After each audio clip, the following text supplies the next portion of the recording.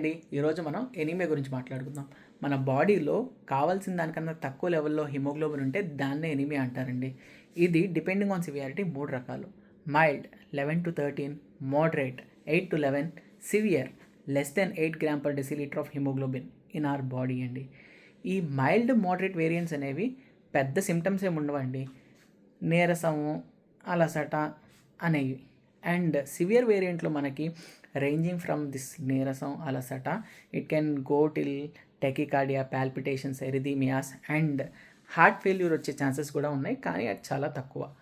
ఈ ఎనీమియాకి most common cause వచ్చేసరికి ఐరన్ డెఫిషియన్సీ ఎనీమియా అండి, న్యూట్రిషనల్ డెఫిషియన్సీ ఎనీమియా.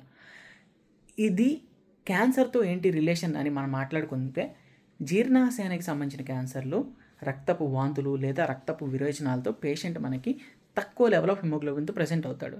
అండ్ ఈ అలసట, నీరసం లాంటివి ఉంటాయి. లేదు తెలియకుండానే అక్కటి బ్లడ్ లాస్, మనకి మోషన్స్ ద్వారా బ్లడ్ పోతూ ఉండి మనకి ఎనీమియాతో ప్రజెంట్ అయ్యే ఛాన్స్ ఉంది.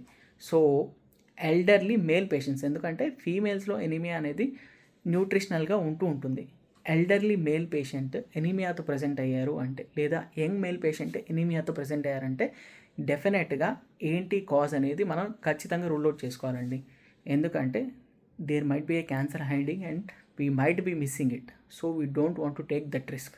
So young or old patient, particularly male, if he is anemic, you definitely need to investigate it and put it into perspective and definitely treat it.